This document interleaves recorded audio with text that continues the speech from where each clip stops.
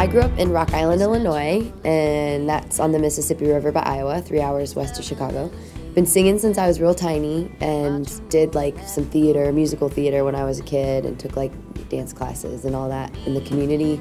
And then I'd say around like 15, I, really was wanting to write songs because I had all these things I wanted to say. And I'd always sort of, since I was little, I'd make songs up and I would write poetry. And so when I was about 15, it was important to me to learn the guitar so I could accompany myself and write songs.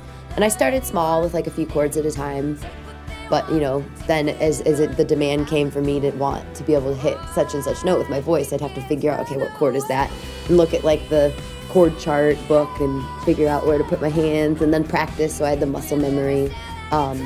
So I'd say 15, that was like when I really started writing songs and playing for people and playing at coffee shops and, doing my own thing.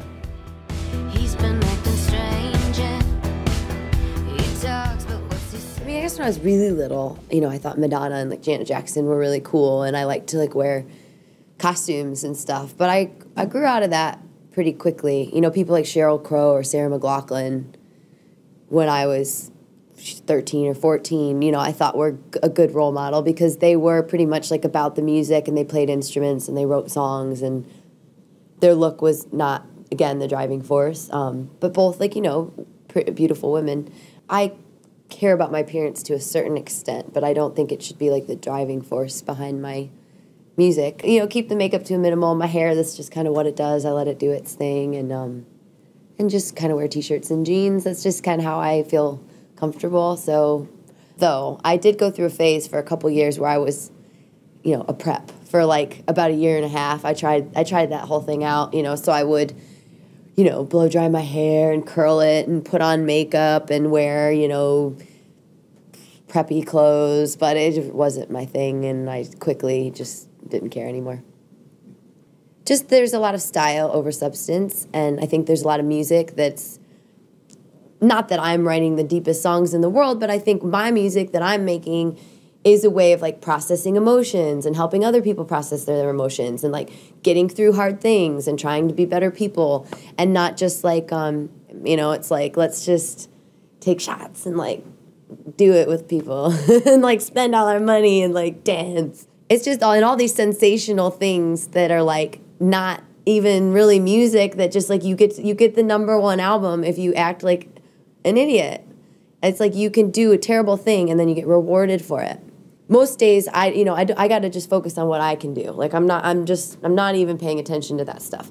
But there are days where you're like, this is so stupid. Like, what a weird world, and like what a weird industry.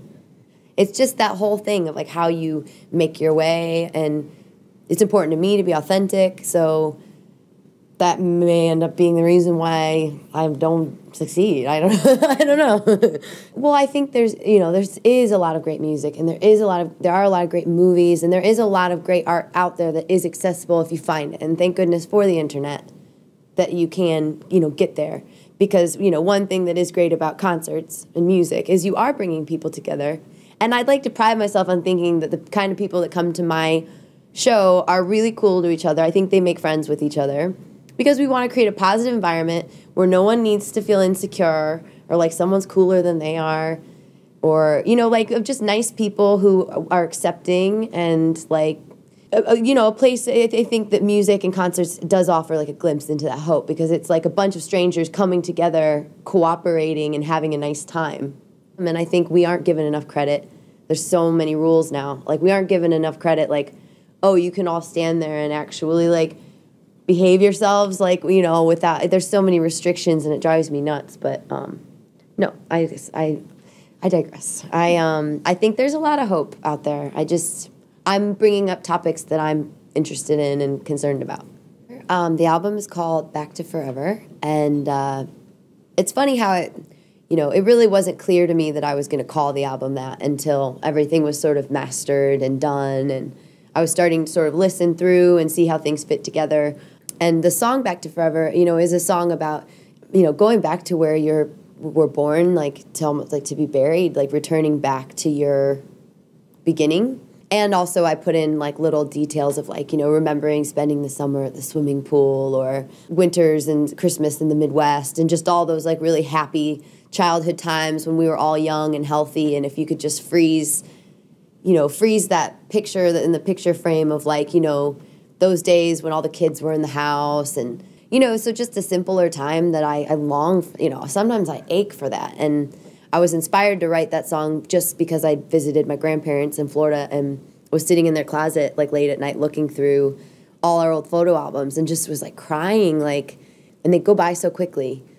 You know, one day you're like 18 and the next day you're 30. And so that notion of like what forever is radically changes. When you're 18, you have forever, you know, or when you're 10, you have forever. But then you start to be like, oh, I don't really have forever anymore. The idea of Back to Forever is a bigger concept than just the song, but of all the songs, like your notion of forever and like, you know, maybe a lot of failed relationships or commentary on, you know, where we are at in society with songs like Mountaintop Removal and Shameless or I Don't Want to Go to Work, and, you know, really just what that idea of forever means to me and writing songs about where I've been and hopefully where I want to go. And, you know, so it became, Back to Forever became bigger than the song Back to Forever. You know, someone says Back to Forever, immediately I would think whoever is reading that or hearing that it will in their head like make them think about what forever means to them. Love anyone anymore? Does anyone love anyone anymore? Take what they want, take it and run out the door.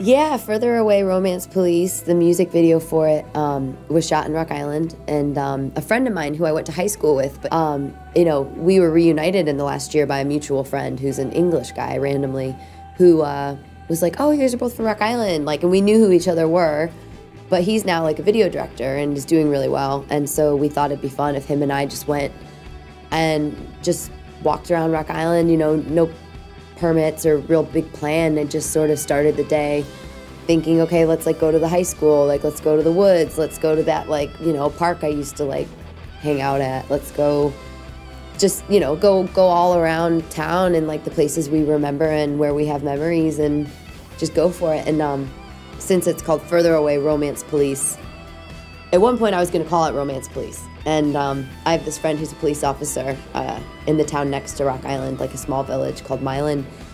And even it's like right when I was writing the song, I was like, when I make the music video, I'm like, you and all the police have to be in it.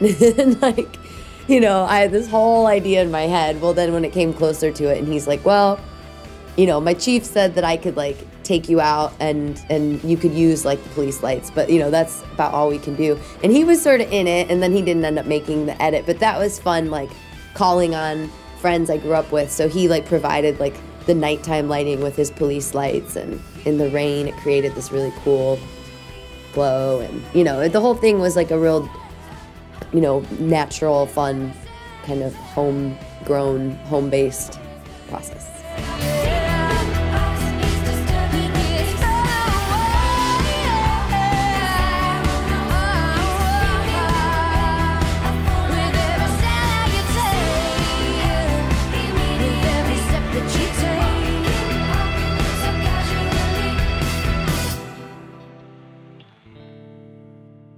Hi, I'm Lissie, and my new album is called Back to Forever. Look for me on Last.fm.